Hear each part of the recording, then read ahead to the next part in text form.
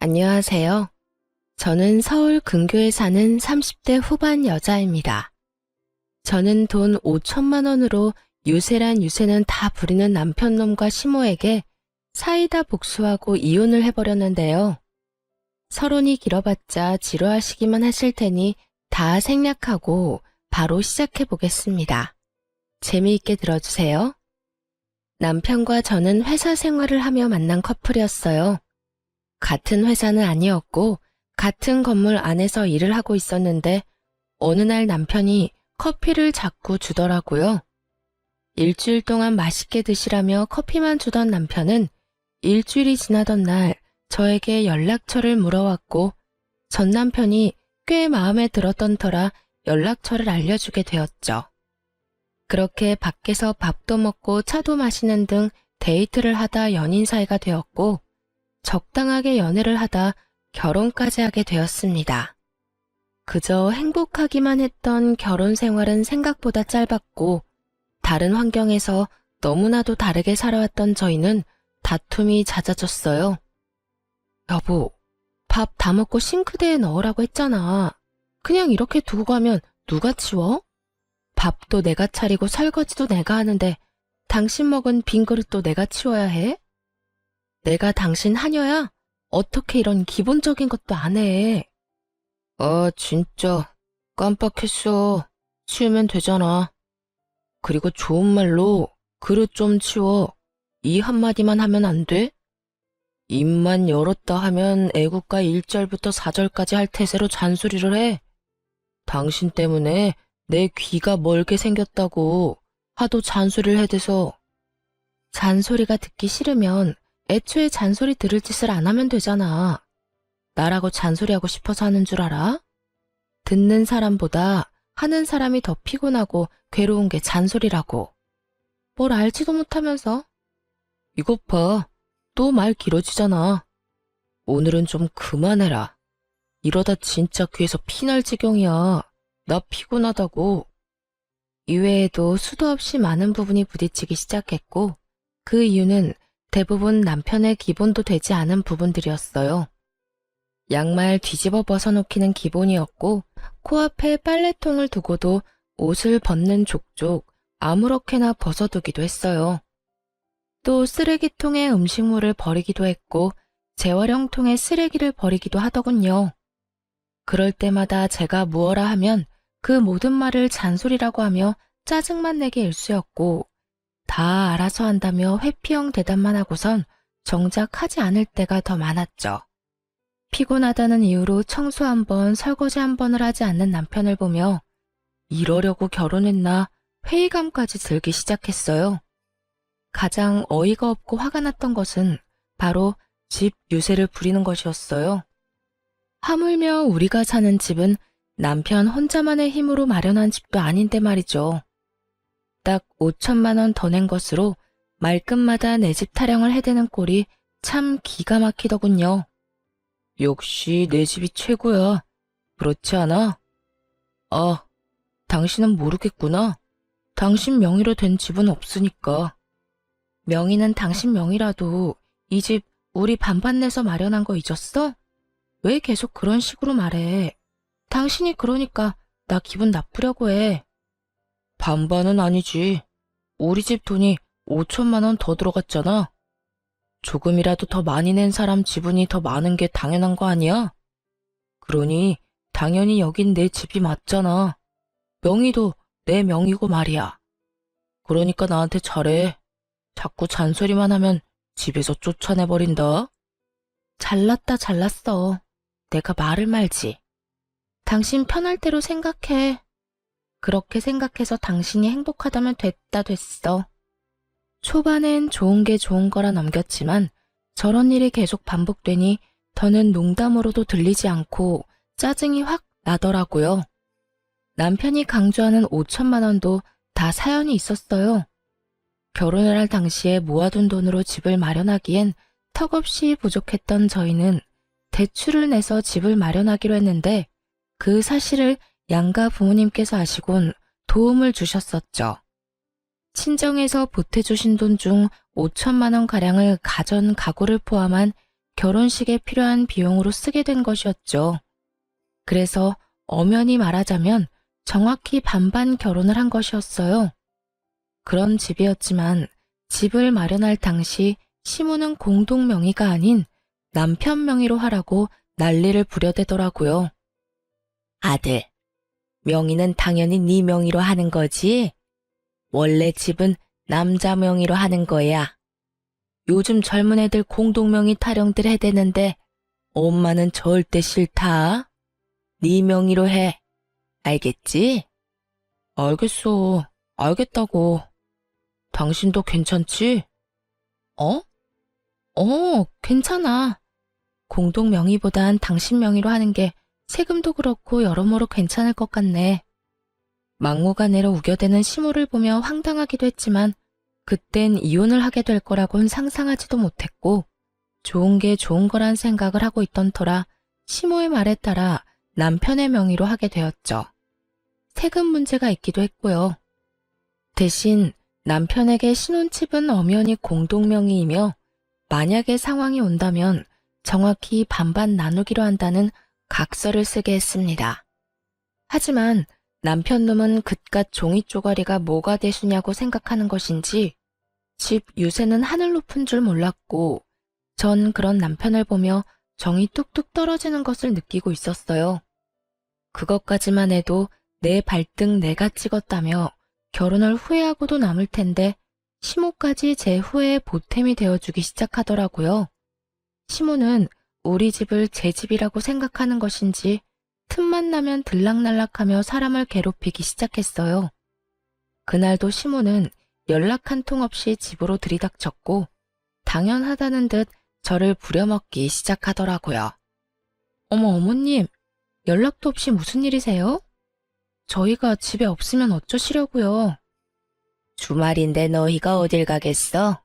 그리고 우리 아들한텐 연락했는데 못 들었니? 네, 별말 안 했는데 들어오세요. 그런데 정말 무슨 일이세요? 무슨 일 있어요? 내 아들 집 오는데 무슨 이유가 필요하니? 우리 아들은 뭐 하니? 아, 지금 낮잠 자고 있어요. 피곤한가 봐요. 앉아 계세요. 지금 깨워볼게요.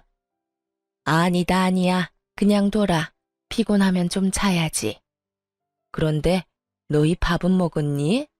나는 오늘 하루 종일 뭘 제대로 못 먹었더니 배고픈데. 아, 시장하세요.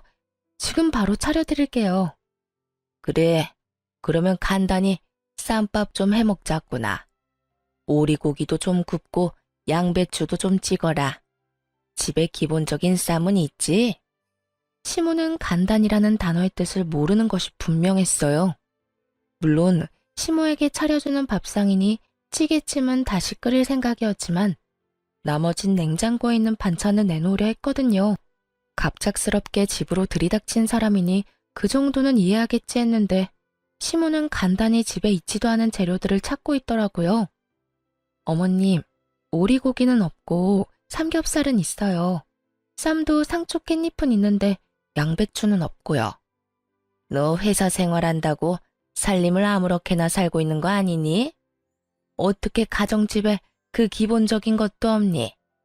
언제부터 그런 것들이 가정집에서 기본적으로 갖춰야 할 재료들이 된 것인지 알 수가 없더라고요. 그쯤 되니 시모는 그저 저에게 트집을 잡고 싶어 하는 것이 분명해 보였고 최대한 좋게 대하고 싶었던 제 마음이 깨끗이 사라지며 저 역시 지지 않고 시모 말에 대답했어요. 네, 저희 집엔 그런 찬들이 기본은 아니라서요. 그리고 어머님도 아시다시피 냉장고에 이것저것 쌓아두면 뭐 하나요? 신선도만 떨어지고 아차 하는 순간 상해서 버리기밖에 더 하겠어요? 일단 오늘은 그냥 드시고 다음에 연락하시고 오시면 오리고기 준비해 드릴게요. 아, 양배추도요. 그래, 너 잘났다. 잘난 며느리 잘 둬서 밥 한 끼 얻어먹는 게 이리도 눈치가 보이는구나. 그리고 너 아까부터 연락 타령을 해대는데 이 집 엄연히 내 집이기도 하지 않니? 이 집에 들어간 내 돈이 얼만데 아까부터 연락 타령인 거야. 넌 네 집에 갈 때 연락하고 가니?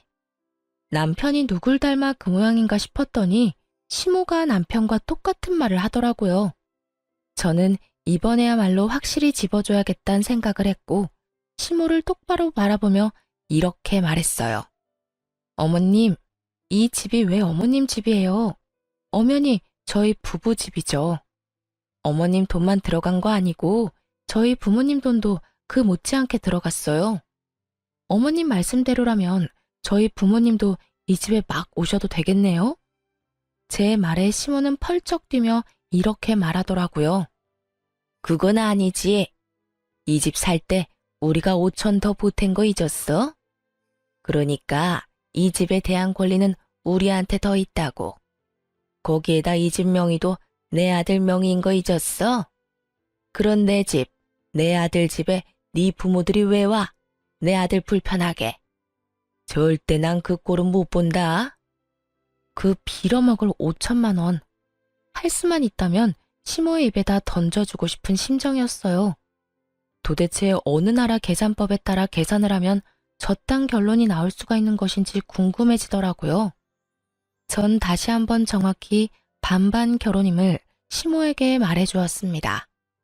그 5천만 원 덜 들어가게 된 것도 이 집에 들인 가전, 가구, 저희 결혼에 쓰인 여러 가지에 쓴다고 그렇게 된 거예요. 남편도 동의했고 그중 남편이 쓴 돈도 많고요. 그러니까 엄연히 이 집은 반반 보태서 마련했다고 볼 수 있죠. 그러니 저도 이 집에서 편해야 하지 않겠어요? 남편이 저희 부모님 오면 불편한 만큼 저 역시 어머님이 이런 식으로 오셔서 어머님 집인 양 들쑤시고 다니면 불편하고 힘들어요. 그러니까 연락하시고 오세요. 서로 좀 편하게 살자고요. 시모는 제 말에 얼굴을 붉히기 시작하더니 대바라진 X라는 말을 하고선 집으로 돌아가 버리더군요. 이런 일이 있고 난 후 시모는 저의 말에 잘 따라주더라고요. 너무 잘 말이죠. 시모는 집으로 오고 싶을 때마다 연락을 했고 그 연락의 빈도는 일주일에 5번 정도가 되었죠. 그쯤 되니 매번 거절하는 것도 힘든 상태가 돼버렸고 이리저리 변명을 해도 남편에게 연락을 해서 찾아와 버리더라고요. 그나마 다행이라고 할 수 있는 것은 남편 놈이 평일엔 오지 말라고 해줬다는 것이었어요. 하지만 주말엔 온다는 시모를 막지 않았고 그렇게 부부간의 주말은 없는 것이나 마찬가지였습니다. 시모가 오는 주말은 쉬어도 쉬는 게 아니었어요. 아침 대바람부터 찾아와 저녁 늦게나 돼서 돌아가니 곤욕도 그런 곤욕이 없더라고요. 삼시세끼를 매번 다르게 차려야 하는 것은 물론이고 간식, 과일, 때론 생과일 주스까지 직접 만들어 대령하라고 하니 없는 당직이라도 만들어 회사에 출근하고 싶은 심정이었어요. 그렇게 한 달이 지나가던 어느 날 시모에게 또 전화가 왔고 언제나 그렇듯 또 오겠다고 하더라고요. 결국 전 폭발을 해버렸고 남편에게 화를 내버렸어요. 엄마, 내일 또 온대. 엄마도 많이 적적하신가 보네. 매주 이렇게 우리 집에 오는 거 보니까 말이야. 황당하더라고요. 시모가 혼자 있는 것도 아니고 시부가 버젓이 살아계시는데 적적함이라는 단어가 왜 나오는지 이유를 알 수가 없더라고요. 적적? 지금 적적하다고 했어? 아버님도 계시는데 적적하긴 뭐가 적적하시다는 거야. 아니, 당신 말대로 적적하시다고 해도 이건 아니지. 어떻게 매주마다 결혼한 아들 집에 올 수가 있어? 해도 너무하잖아. 너무하긴 뭐가 너무하냐?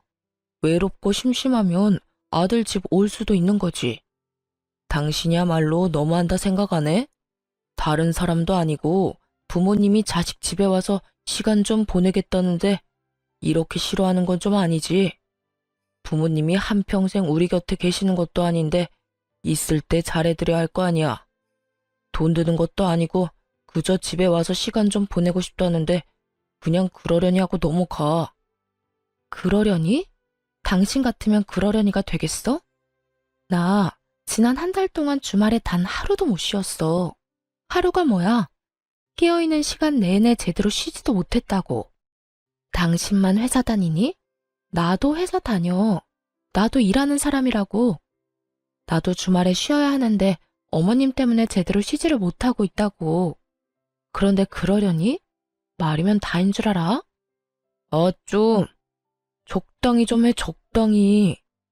무슨 여자가 입만 뗐다 하면 말이 길어져? 적당히 할 줄을 몰라? 내가 이래서 엄마 온다고 할 때마다 그냥 오라고 하는 거야. 엄마라도 와야 당신이 조용하니까. 그제야 남편 놈이 죽어라 시모를 집에 오게 한 이유를 알겠더라고요. 아니, 잔소리를 하고 싶어서 하는 사람이 세상 천지 어디에 있나요? 다들 알다시피 잔소리를 듣는 사람도 피곤하겠지만 잔소리를 하는 사람도 그 못지않게 피곤하고 감정이 상하는데 남편은 전혀 그런 생각은 하지도 않고 그저 제 잘못으로 몰아가고 있더라고요. 뭐? 당신 지금 그걸 말이라고 해? 내가 틀린 말 했어. 당신 잔소리 심하게 하잖아. 그러니까 우리 엄마 오는 게 싫으면 잔소리 좀 하지 마. 그러면 우리 엄마 보고 오지 말라고 할 테니까. 남편은 도리어 저에게 화를 내며 저만 이상한 사람으로 몰아갔고 저는 이런 순간마다 이혼이라는 단어가 절로 떠오르게 되었어요. 하지만 그때마다 이런 걸로 이혼까지 해야 하나 하는 생각이 들기도 했고 바보 같은 미련 때문에 이혼을 쉽사리 결정할 수도 없었어요. 그렇게 피곤한 일상을 보내던 어느 날 친정 부모님께서 연락이 왔더라고요. 딸, 어디야? 집이야? 엄마, 나 집인데 왜? 오려고? 아빠랑 볼일 보러 나왔는데 마침 근처라서 잠시 들려도 될까 해서 전화했지. 너희한테 줄 것도 있고 해서 말이야. 혹시 피곤하니? 아니, 피곤하기는. 얼른 와요. 기다리고 있을게. 집으로 오신 부모님은 양손 가득 먹거리와 함께 영양제 등 몸에 좋은 것들을 사가지고 오셨고 전 이런 부모님을 그냥 보내기가 싫어 식사를 하고 가시라고 했어요. 부모님도 저희 집에 처음 오셨던 터라 구경도 할 겸 시간을 보내다 가겠다 하시더라고요. 저는 부모님과 대화를 나누는 와중에도 온 신경이 안방에 가 있었어요. 왜냐하면 부모님이 오셨단 걸 뻔히 아는 남편놈이 인사는커녕 안방에서 나오지도 않고 있었기 때문이었죠. 도대체 이게 무슨 경우인가 싶더라고요. 이건 정말 선을 넘는 행동이잖아요. 그래서 전 부모님의 눈치를 살피다 안방으로 들어가게 되었고 방에서 침대에 누워 휴대전화를 보며 낄낄거리는 남편을 보는 순간 화가 머리끝까지 치솟았어요. 당신 지금 뭐해? 우리 아빠 엄마 오는 소리 못 들었어? 들었어. 태연해도 너무 태연한 목소리였어요. 남편은 굳이 길게 말하지 않았지만 그래서 어쩌라고 라는 뒷말이 들리는 듯 하더군요. 전 밖으로 목소리가 새어나가지 않도록 조용히 남편에게 말했어요. 들었으면 나와서 인사는 해야 할 거 아니야? 그 정도는 예의 아니야? 이젠 내가 인사하는 것까지 알려줘야 해? 나 피곤하단 말이야. 그냥 나 잔다고 그래. 깊게 잠들어서 못 깨운다고 하면 되잖아. 정 안 되겠으면 그냥 나 없다고 그래. 내가 아예 안 나갈 테니까. 당신 지금 그걸 말이라고 해? 아무리 피곤해도 우리 아빠 엄마가 왔는데 인사도 안 할 수가 있어. 불편한 걸 어떻게 해? 나 불편한 거 싫단 말이야. 주말엔 마음 편히 쉬어야 평일에 또 열심히 일할 거 아니야.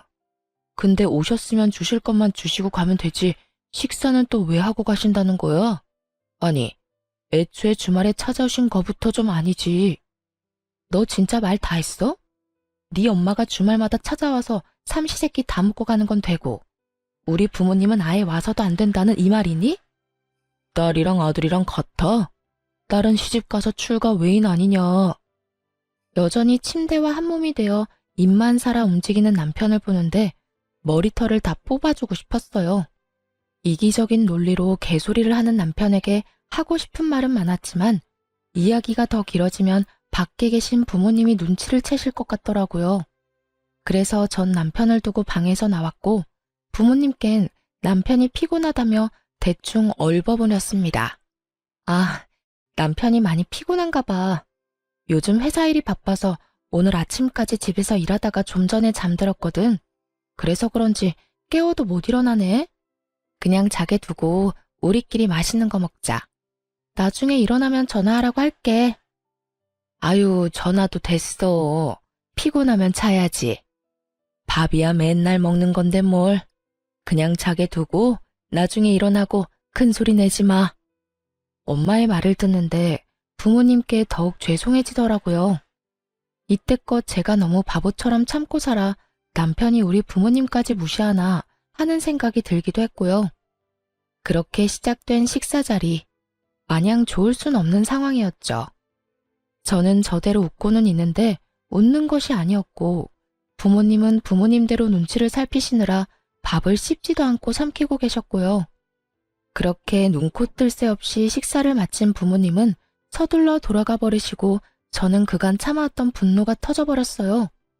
당신 진짜 해도 해도 너무한다. 우리 부모님을 무시해도 정도가 있지. 어떻게 진짜 안 나와볼 수가 있어? 당신 이거밖에 안 되는 인간이었어? 내가 뭘 어쨌다고 그래. 내가 피곤하다고 안 나간다고 했잖아. 장인어른 장모님이 뭐라고 하신 것도 아니고 식사 잘하시고 가셨으면 된 거 아니야? 당신이 보기엔 잘 드시고 가신 것 같아? 국 반찬은 그대로 있고 밥만 드시더라. 그 밥도 제대로 씹지도 않고 삼키시고. 딸 집에 처음 왔는데 우리 아빠 엄마가 이딴 취급이나 받고 가셔야 했어? 어쨌든 밥은 다 드셨네. 아예 쫄쫄 굶고 간 것도 아니잖아.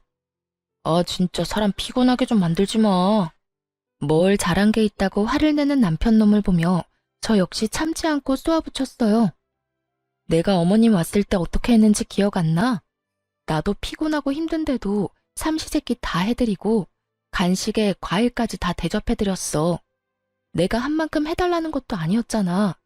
그냥 나와서 인사하고 밥 한 끼 같이 먹자는 건데 그것도 힘들어?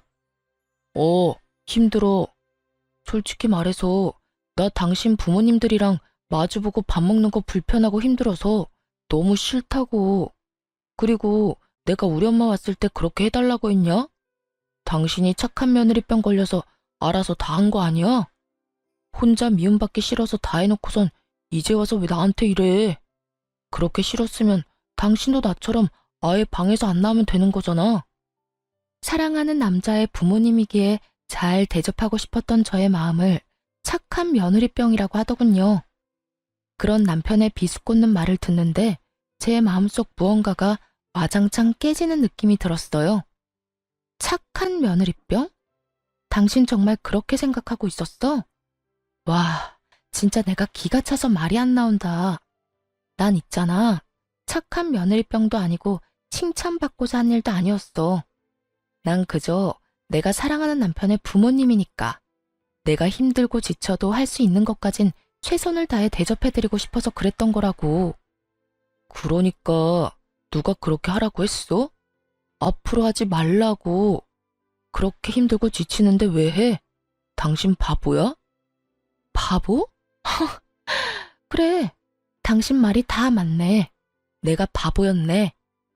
알겠어. 그러면 앞으로 나도 당신처럼 어머님이 오든 말든 안방에서 안 나와도 상관없다 이거지? 알겠어. 당신 후회하지 마. 후회는 무슨? 당신이 어떻게 하든 후회 안 할 테니까 앞으로 당신도 내가 어떻게 하든 상관하지 마. 결국 남편은 잠자고 있던 제 코털을 건드렸고 정 결혼하고 처음으로 시모의 방문을 기다리게 되었습니다. 며칠 뒤 기다리고 기다리던 시모에게서 집으로 온다는 연락이 왔고 전 안방 열쇠와 먹거리를 챙겨 안방에 들어가 문을 잠가버렸어요. 네, 저는 남편이 권한 대로 그리고 남편이 제 부모님께 한 그대로 하기로 한 것이었죠. 여보, 엄마 왔어. 나와. 여보, 엄마 왔다니까. 뭐 하는 거야 도대체? 어? 문이 왜 잠겨 있지? 여보, 여보, 여보! 남편은 밖에서 문을 두드리며 소리를 질러댔고 전 휴대전화로 보고 있던 동영상 소리를 최대치로 올려버렸어요. 이게 무슨 소리야? 쟤 지금 방에서 TV 보고 있니? 이게 감히 시어머니가 왔는데 이게 무슨 짓이야? 어디 버르장머리 없게 인사는커녕 얼굴도 안 내밀어. 저게 나를 무시해도 유분수지. 이게 뭐 하는 짓이야? 시모는 노발대발하며 갖은 험한 말들을 쏟아내고 있었고 남편 역시 자기가 한 짓은 기억나지도 않는 것인지 지치지도 않고 문을 두드리더군요. 그렇게 1시간쯤 지났을까요? 시모가 이를 바득바득 깔며 이렇게 말했어요. 내가 가만히 있을 줄 알아? 두고 봐 너. 시모가 돌아가는 소리가 들리고 문을 열고 거실로 나갔더니 남편놈이 씩씩거리며 저를 쏘아보더라고요. 당신 미쳤어? 이게 뭐 한 짓이야? 뭐 하는 짓이긴 다 당신한테 배우고 당신이 시킨 대로 하는 짓이지. 뭐? 당신이 그랬잖아. 다음에 어머님 오시면 나한테도 안방에서 나오지 말라며. 당신 시킨 대로 한 것뿐인데 왜 화를 내? 그 말을 곧이 곧대로 믿는 사람이 어디 있어? 그냥 한 말이잖아. 그냥 당신 잔소리 듣기 싫어서 아무렇게나 나오는 대로 한 아무 의미 없는 말. 당신한텐 아무 의미 없는 말일지 몰라도 나한테는 아니었어. 그러게 말을 할 땐 생각을 좀 하고 말을 하지 그랬어. 아, 그리고 어머님껜 당신이 잘 말해줘. 나 회사 일로 너무 피곤해서 휴대전화로 TV 보다가 깊게 잠들어서 몰랐다고 말이야. 아니다. 그렇게 문을 두드리고 고함을 질러대는데 너무 말이 안 되나? 그냥 문 따고 들어가니까 기절해 있었다고 그래. 그래서 병원 다녀왔다고 하면 되겠네. 하여튼 좀 부탁할게.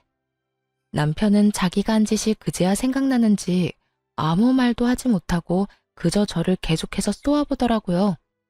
그렇게 쏘아보기만 하던 남편놈은 그나마 생각이란 건 있었는지 시모에게 연락을 해 제가 시킨 대로 알고 보니 제가 잠시 혼절해 병원에 다녀왔다고 거짓말을 했고 시모는 믿는 듯 넘어가더군요. 아무래도 아들이 그렇게 말을 하니 의심쩍긴 하지만 믿고 넘어가는 듯 했어요.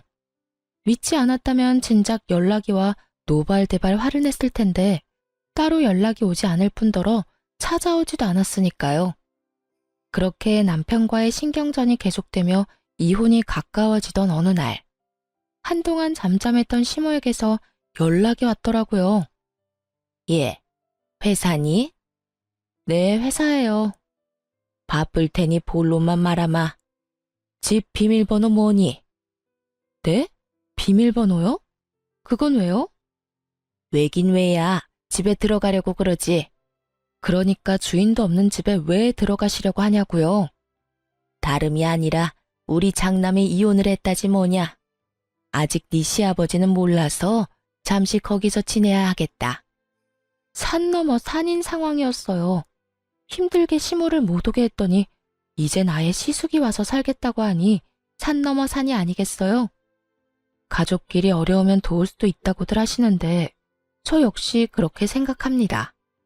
그런데 저딴 시댁 식구를 가족이라고 할 수 있는 것인지 의문인 상황에서 시숙까지 데리고 살아야 한다는 건 말도 안 되는 소리일 뿐더러 절대 용납해서도 안 될 일이었죠. 아무리 상황이 그렇다고 해도 그건 아니죠. 제가 왜 아주버님까지 데리고 살아야 해요? 그것도 저희 집에서요. 얘가 아직도 이러네. 그 집은 네 집이 아니라 내 집, 우리 아들 집이라니까. 그러니까 내 아들이 거기서 지내는 건 어찌 보면 당연한 일 아니니? 그러니까 계속 같은 말 시키지 말고 얼른 비밀번호부터 말하거라. 어머님이야말로 말도 안 되는 소리 좀 그만하세요. 어찌되었든 전 비밀번호는 절대 못 알려드리니 그런 줄 아시라고요. 됐다. 내 아들한테 물으면 그만이지. 끊어라. 내가 너하고 무슨 대화를 하겠다고 너한테 전화를 했는지. 괜한 시간 낭비만 하고 기분만 상했어. 시모는 전화를 끊어버렸고 불안한 마음에 남편에게 전화를 해보니 다행히도 전화를 받더라고요. 여보, 어머님 연락해와서 우리 집 비밀번호 알려달라고 하면 절대 알려주면 안 돼? 갑자기 이게 무슨 소리야? 우리 엄마가 비밀번호를 알려달라고 한다고? 왜? 아주버님 이혼하셨는데 아직 아버님이 몰라서 한동안 우리 집에서 지낸다잖아. 이게 말이나 돼? 하여튼 당신 비밀번호 절대로 알려주지 마. 알려주기만 해봐. 나 진짜 가만히 안 있어. 틀린 말도 아닌데 왜 이렇게까지 매정하게 굴어. 평이 오갈 데가 없으면 우리 집에서 지내는 게 당연한 거 아니야? 설마 했더니 남편 역시 시모와 별반 다르지 않은 말을 뱉어내고 있더라고요. 오갈 데가 없는 시숙이 왜 우리 집에 살아야 하냐고 따져봤자 돌아올 대답은 뻔했기에 전 그저 제 뜻을 확실하게 전해주기로 했습니다. 뭐? 당신 진짜 미쳤어? 그 집이 당신 혼자 사는 집이야? 그 집, 우리 부부 집이야. 그런 집에 왜 아주버님이 사냐고. 난 싫어. 나 진짜 싫다고 했어. 가르쳐주면 나 진짜 가만히 안 있을 거야. 이거 엄포 아니고 진짜 진심으로 하는 말이야.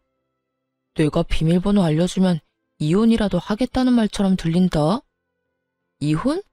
왜? 못할 것 같아? 난 그 생각도 충분히 하고 있거든.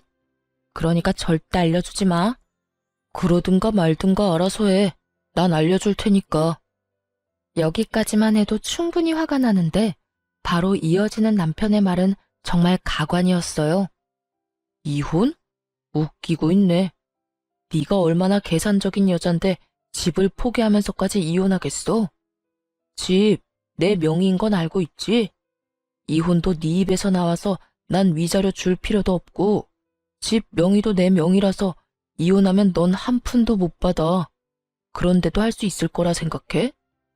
정말 남편은 저에 대해서 뭘 몰라도 한참 모른다는 생각이 들더라고요. 그 순간 전 비로소 이혼을 결심하게 되었고 마음 준비를 끝내고 집으로 갔습니다. 집에는 예상대로 남편 시숙 시모가 웃으며 TV를 보고 있었고 저를 본 시모는 숨쉬듯 자연스럽게 밥을 하라고 하더군요. 저는 무건수행을 하듯 아무 말도 하지 않은 채 밥을 차렸고 그런 저를 보며 시모는 제가 들으라는 양 큰 소리로 이렇게 말을 하더라고요. 진작 저렇게 고분고분하게 굴었으면 얼마나 좋았을 거야. 구박은 구박대로 받고 일은 일대로 하고 다 자기가 이 사태를 만든 거지 뭐. 하여튼 저리 현명하지 못하니 저 고생을 하는 거 아니겠어? 저래서 회사는 어떻게 다니나 몰라. 시모의 말에 시숙과 남편은 깔깔거리며 웃어댔지만 전 그러거나 말거나 상을 차렸어요. 밥상이 다 차려진 것을 본 세 사람은 누가 먼저라고 할 것도 없이 자리에 앉았고 제가 만든 국과 밥을 먹은 세 사람은 동시에 고함을 질러대기 시작했어요. 이게 무슨 맛이야? 당신 요리하면서 간 안 봤어? 맵고 짜고 이게 다 뭐야? 도저히 먹을 수가 없잖아. 그러게요, 재수씨. 이건 도저히 못 먹겠는데요. 이건 음식이 아니라 테러에 가까워요. 넌 진짜 제대로 하는 게 뭐니? 내 아들한테 이때까지 이딴 음식 해 먹인 거니? 마음보가 고약하면 음식이라도 잘해야지. 뭐 하나 내세울 것도 없으면서 대체 뭘 믿고 시집을 온 건지. 내가 요즘 너만 보면 한숨이 나온다. 그래요. 저는 그들을 위한 마지막 만찬으로 소태밥, 청양고추국, 간장을 들이부은 반찬을 만들어 상을 차렸던 것이었어요. 제발 이거라도 먹고 정신 차리란 뜻이었죠. 세 사람은 저에게 짜증을 내고 있었고 전 숟가락을 신경질적으로 내려놓으며 이렇게 말했습니다. 저라고 뭐 다르겠어요? 어머님은 한숨만 나오겠지만 저는 어머님 보면 화병이 날 것 같다고요. 그리고 이 음식들이 마음에 안 들어도 다 드세요. 마지막 만찬이라 특별히 신경 쓴 거라고요. 마지막 만찬이라니 너 그게 무슨 말이냐? 뭐 무슨 이혼이라도 하겠다는 말이야? 네, 저 이혼하려고요. 그러니 이혼한 두 아들 끌어안고 잘 사세요. 행복하게 잘.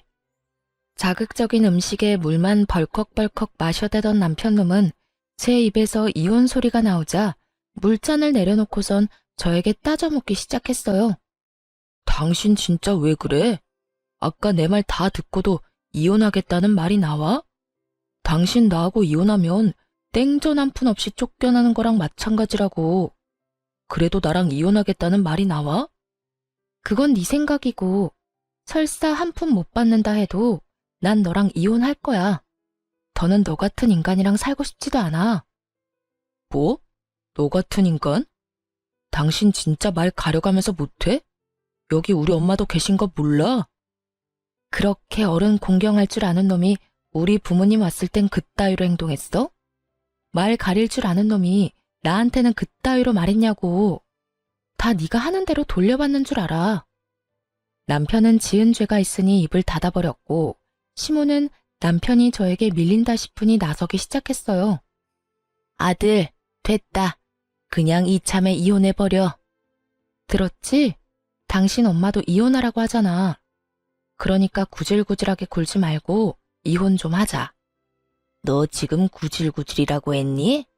아무리 본데 없이 컸다 해도 그렇지 어른 앞에 두고 어떻게 그딴 말을 짓거릴 수 있는 거야? 제가 본데 없이 컸으면 어머님은 아들을 얼마나 엉망으로 키웠길래 둘 다 저 모양 저 꼴이에요? 남의 집 귀한 자식 욕하기 전에 어머님 자식 교육이나 똑바로 시키세요. 이혼할 마당에 겁날 것이 없었던 저는 하고 싶은 말을 그냥 다 해버렸고 시모는 이런 저를 보며 화를 내려나 싶더니 이내 입을 다물곤 남편에게 이렇게 말하더군요. 얘 말하는 거 다 들었지 아들? 그냥 이혼해버려. 그렇지 않아도 저딴 며느리 갈아치우고 싶었는데 잘 됐어. 집도 네 명이겠다. 너한텐 이혼이 여러모로 이득이니 그냥 해버리고 좋은 여자 찾아서 재혼이나 하거라. 집 있겠다, 능력 있겠다. 우리 아들 처녀한테 장가 갈 수 있을 것이야. 시모의 말에 남편 역시 그렇게 하는 게 좋겠다며 저에게 이혼을 하자고 했고 시숙은 동생이 이혼을 하든 말든 그저 쭉 살 곳이 생겼다며 기뻐하더라고요. 그래, 하자. 누가 이혼하자면 못할 줄 알아? 나도 당신 같은 여자한테 미련 없다 이거야. 불쌍해서 데리고 살아줬더니 고마운 줄도 모르고 당장 이혼해, 당장. 그러면 나 이 집에서 쭉 살아도 되는 거야, 엄마? 아싸, 그렇지 않아도 어디 가서 살아야 하나 걱정이었는데. 그래, 우리 장남. 앞으로 그냥 여기서 살면 돼. 여기 네 동생 명의로 된 네 동생 집이야. 이혼해도 명의가 네 동생 거라 아무 상관없어. 그러니까 여기서 새 출발해. 이렇듯 파렴치하게도 기뻐하는 새 인간에게 그들에겐 잔인하지만 저에게는 즐거운 진실을 알려주고 싶었지만 우선 즐기게 두기로 했습니다. 일단 그들은 세 사람인 반면에 저는 혼자이기도 했고 희망과 꿈이 클수록 절망도 클 것이라 생각했기 때문이죠. 저는 짐을 싸 친정으로 갔고 친정에서 이혼을 진행하게 되었어요. 빨리 이혼하고 싶어 이혼 노래를 부르던 남편놈과 시댁것들은 이혼이 진행되면 될수록 얼굴이 사색이 되어가더군요. 그 이유는 자신들의 뜻대로 되는 것이 단 하나도 없었기 때문이었어요. 저는 남편이 각서를 쓴 다음 날 바로 공증을 받았을 뿐만 아니라 만일을 대비해 녹음까지 해놨었죠. 온전히 자신의 것이라고 믿어 의심치 않았던 남편 명의의 아파트는 각서 내용대로 정확히 반반으로 나누게 되었어요. 거기에다 시모가 저를 부려먹은 대화 역시 통화 녹음과 문자로 보관 중인 상태였죠. 그렇게 남편과 시모는 저에게 위자료까지 주게 되었습니다. 이혼이 마무리되던 날 전 남편 놈은 눈물까지 고인 눈으로 저를 노려보더라고요. 그러다 울겠다. 지금 안 울게 생겼어? 아파트에 위자료까지. 생각지도 못한 돈이 너한테 다 들어가게 생겼는데. 생각지도 못했다는 사실이 난 놀랍다 놀라워. 내가 보탠 돈이 있는데 그깟 명의 하나 때문에 다 네 몫이 될 거라 생각했어? 착각도 그 정도면 병이고 욕심이 과하면 탈이 나는 법이야. 그러니까 앞으론 그딴 심보 버리고 착하게 좀 살아라. 전 남편은 끝까지 저를 노려봤고 전 콧노래를 부르며 이혼을 할 수 있었습니다. 저의 복수는 이것이 끝이 아니었어요. 오히려 이제부터가 시작이었죠. 전 이혼을 진행하며 전 시부에게 전화를 걸어 전 시숙을 이혼 사실과 함께 전 남편과 이혼하게 된다는 사실 역시 알리며 이혼 사유에 대해 낱낱이 밝혀버렸어요. 시부는 머리 끝까지 화가 나 집을 살 때 보태주셨던 모든 돈과 지원을 끊어버림과 동시에 세 사람을 집에서 쫓아내버리고 전 시모와 이혼을 진행 중이라고 하더군요. 평소에도 전 시부는 전 시모가 아들들 사람에 지나치게 개입하며 며느리들을 괴롭히는 모습을 보며 하지 말라고 여러 번 경고했는데 전 시모는 그 말을 전혀 듣지 않았던 것이죠. 알고 보니 전 시숙 역시 전 시모의 개입 때문에 이혼을 하게 되었고 저 역시 비슷한 이유로 이혼을 하게 되었으니 더는 그런 전 시모와 함께 살고 싶지도 살 이유도 없다고 하시더라고요. 전 시모가 이혼할 처지에 놓이자 전 남편이 급했는지 전화가 다 왔더라고요. 야, 너 진짜 미쳤어. 우리가 이혼했으면 끝난 거지. 왜 우리 아버지한테까지 전화해서 이 사달을 만들어? 지금 너 때문에 우리 엄마까지 이혼하게 생겼다고. 어떻게 책임질 거야? 그렇지 않아도 아버님께서 그러시더라. 집에서도 쫓겨났다며? 어떡하니? 셋 다 돈도 없을 텐데 집에서도 쫓겨났으니 이제 오갈 데 없는 거짓골이겠네. 너 지금 말 다 했어? 왜? 내가 틀린 말 했어? 맞잖아. 오갈 데도 없는데 돈도 없으면 그게 거지지. 거지가 뭐 별건가? 나한테 이럴 시간에 저렴한 월세방이라도 찾아봐. 나이 지긋한 네 엄마하고 이혼한 네 형이랑 언제까지 밖에서 살 수는 없을 거 아니야. 이게 다 누구 때문인데 네가 감히 그딴 말을 해. 네가 우리 아버지한테 다 이르지만 않았어도 우리 신세가 이렇게까지 처량해질 일도 없었거든. 야, 입은 삐뚤어졌어도 말은 좀 바로 하자. 일이 이렇게 된 건 너랑 네 엄마 때문이야. 네 형도 한몫하기도 했고.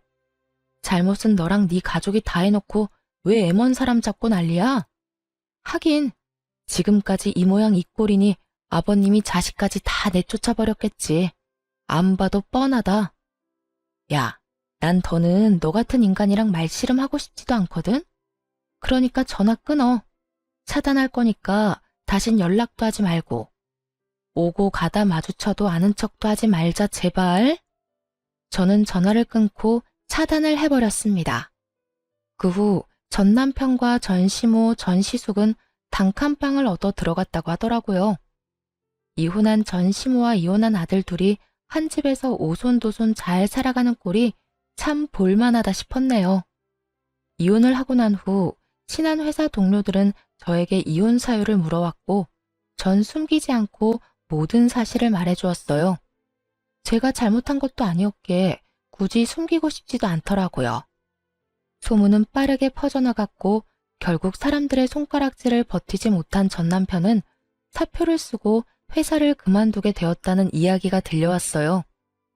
이젠 회사까지 그만두면 다신 볼 일이 없을 거라 생각했는데 회사를 그만두는 날 전 남편이 저를 찾아왔더라고요. 야, 너 진짜 이렇게까지 해야 했어? 내가 뭘? 네가 소문냈잖아. 우리가 왜 이혼하게 됐는지. 아름다운 이별 몰라? 끝까지 이렇게 더럽고 치사하게 굴어야겠어? 아름다운 이별 같은 소리 한다. 너는 아름다운 이별이 하고 싶어서 아파트 혼자 다 가지려고 했어? 그것도 너 혼자 산 집도 아니고 반반 보태서 마련한 집을? 양심이 없어도 적당히 없어야지. 다 네가 지은 죄값, 네가 다 받는 거라고 생각해. 그리고 소문 중에 틀린 말도 없었잖아. 안 그래? 틀린 말은 없었어도 그렇게까지 다 말할 필요는 없었잖아. 그냥 성격 차이라고 해줄 순 없었어? 그래도 우리가 살았던 정이 있는 건데 이렇게까지 나를 끝까지 몰고 가야만 했었냐고. 난 그저 묻길래 있는 사실 그대로 말해준 것뿐이야. 그리고 소문이야 어떻듯 당신 당당했잖아. 당신은 이혼하는 그 순간까지 나한테 잘못한 거 없다고 했던 사람이야. 그런 사람이 이제 와서 사람들이 욕하고 손가락질하니까 부끄럽긴 한가 보다. 잘못된 행동이란 걸 느끼기는 하는가 봐. 아니거든. 난 여전히 내가 잘못했다고 안 생각하거든. 그래? 그렇게 생각해서 당신 마음이 편하다면 그렇게 생각해. 이젠 난 당신이 어떻게 생각하든 아무 상관도 없는 사람이니까. 그러면 난 바빠서 이만 가볼게. 이젠 다신 마주치지 말자. 돌아서는 제 뒤로 남편의 험한 말들이 들려왔고 전 머리 위로 가운데 손가락을 보여주며 대답을 대신했습니다. 그 한 방에 제 모든 울분이 날아가는 기분이 들더군요. 그 후 전 남편을 포함해 전 시댁 식구들의 소식은 들을 수 없었으나 어떻게 지낼지는 뻔했기에 굳이 알고 싶지도 않았어요. 그렇게 전 다시 화려한 싱글이 되었고 시간은 빠르게 흘러 이혼을 한 지 3년이 되었네요. 전 여전히 회사 생활을 하며 잘 지내고 있습니다. 요즘엔 여러 모임에 참석해 사람들과 즐거운 시간을 보내며 이혼의 아픔을 점점 잊어가고 있는 중입니다. 남편에 대한 미련은 없다고 하나 이혼을 마음먹게 되었던 과정부터 이혼을 하게 되는 과정까지 너무 힘든 일의 연속이었기에 처음엔 참 많이 힘이 들더라고요. 멍청하게도 그 모든 게 제 탓인 것만 같은 순간들이 있기도 했고 후회스러운 날들이 있기도 했어요. 그야말로 기분이 롤러코스터를 타는 날들이었어요. 하지만 그런 날들은 길지 않았고 전 이제 그런 못난 생각들을 더는 하지 않습니다. 저의 잘못이 전혀 없었다고는 생각하지 않지만 언제나 원인은 전 남편이었고 나름대로 문제를 해결하기 위해 노력해왔다고 생각하니까요. 그래서 이젠 후회도 하지 않고 모든 걸 훌훌 털어내고 제 삶을 위해 살아가고 있어요.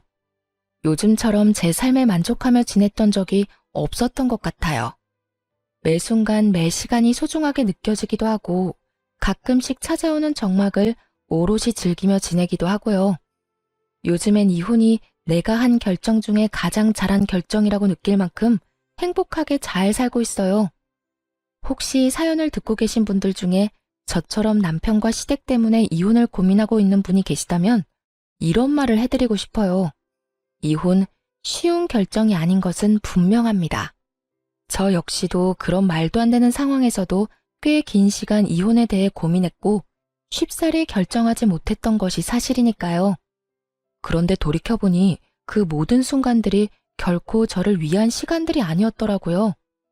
그 시간들은 제 영혼을 갉아먹는 시간들이었고 그 모든 순간이 그저 괴롭기만 한 지금은 떠올리기도 싫은 나쁜 기억일 뿐이었어요.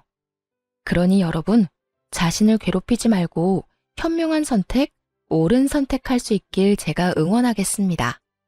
여러분도 제 행복을 위해 응원해 주실 거죠? 저는 이만 물러가 보겠습니다. 긴 시간 들어주셔서 감사합니다.